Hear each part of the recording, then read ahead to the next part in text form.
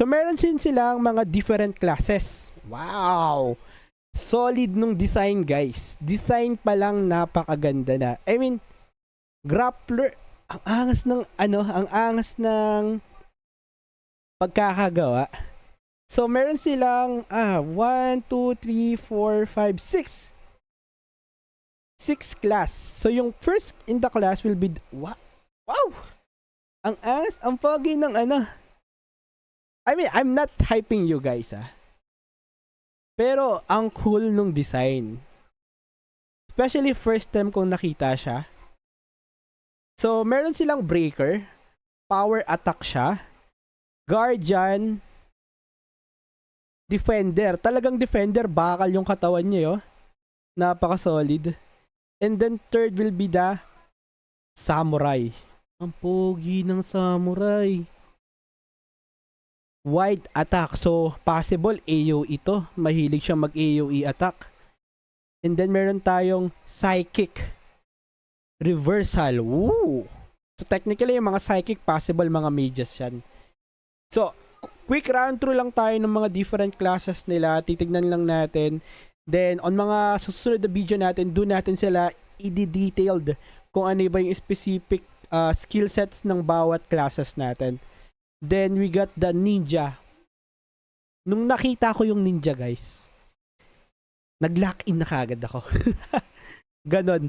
Nag-lock in na kagad ako sa ninja. I mean, hindi ko sure, pero yung vibes ng pagiging ninja is napaka cool lang kasi. And then, meron din tayong grappler. So, parang ito yung mga nanununtok, no? Ayan. So, yun yung 6 na different classes natin. And then, yun. So, ito guys, meron sila yung battle system. So, it's a 3v3 lang, guys. 3v3. So, parang pero, di ko lang sure kung parang summon to, or skill to, ng mage, or ng I think mage. Kasi may stop eh. So, ayun. So, check natin yan. So, it's a 3v3 match. Tapos, ito nga, meron tayong mga different senos. Yun nga yung mga classes kaninang binanggit natin. May grappler, defender, ay guardian, breaker, ninja, samurai, saka psychic. Oh! Okay. So, ito yung parang standard Seno natin. And then, the same time, meron din tayong tinatawag na Genesis Seno. So, ito yung parang okay, yun. Aside from standard Seno, the Genesis variant present different passive ability that future improve your ability to earn. Wow. I mean, sana all my Genesis, diba? So, let's see. Tignan natin. Then, okay. Meron din tayong mga NFT weapons na collectible. So, possible. Additional stats din to dun sa mga Seno natin. Then, may charm. May weapon. Baka yung charm is mga accessories, no? And then, the marketplace. Alright. So, nice. I mean, exciting, guys. Alright, so siyempre, meron yung tokenomics. Yung tokenomics nila, currently, they have the GXE for their governance token.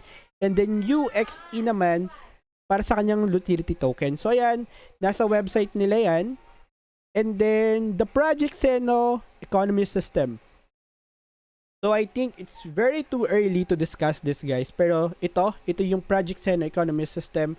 Pinapakita lang natin sa inyo para at least may idea kayo kung ano yun. But, in the future, I think we're gonna tackle this. But for now, focus lang muna tayo sa play natin. Alright. Then, token distribution. The roadmap. Currently, nasa 2003 tayo. Papasok tayo. Tokyo Game Show. NFT sale. So, meron na, ayun, kanina may nakita tayong parang NFT collaboration sale sa taas. So, I think, andito na yun tayo. And then, may maraming parating. 2023, which is this year, ng 4th quarter, 2 company listed on exchange, marketplace, alpha version open. Oh. Tapos may additional exchange na naman. And then, wala pang official date, pero yung official game launch ng alpha version.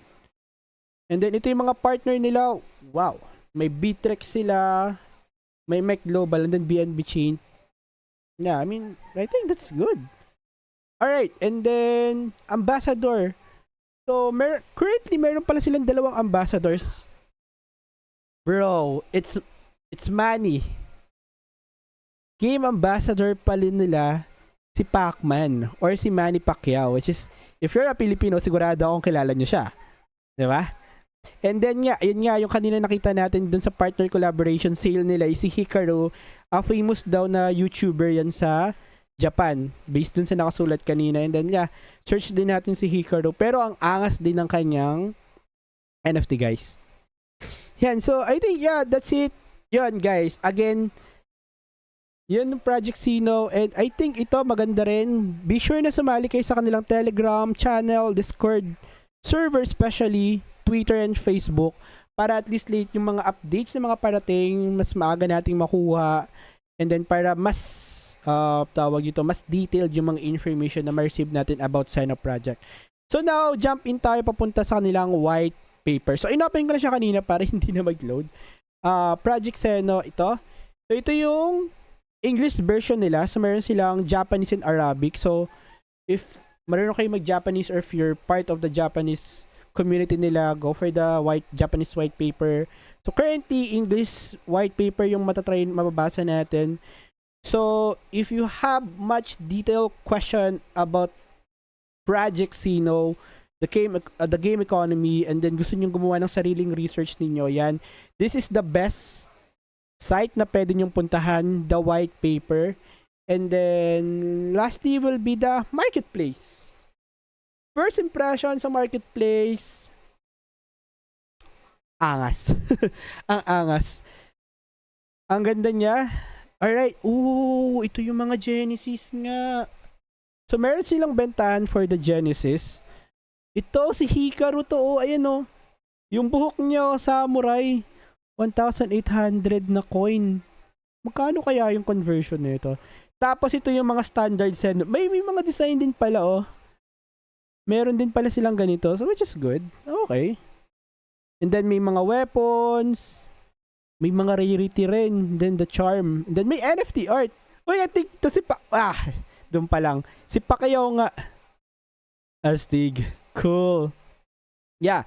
So, ayun. I think that's gonna be our quick walkthrough to Project Sino, and then through their website. And then on the next video natin, guys, I think ituturo ko naman sa inyo kung paano tayo mag-register, i-download actual yung game, and then hoping to play some games. Diba? So, time muna mag-end, and see you again on our next video. Bye-bye, guys!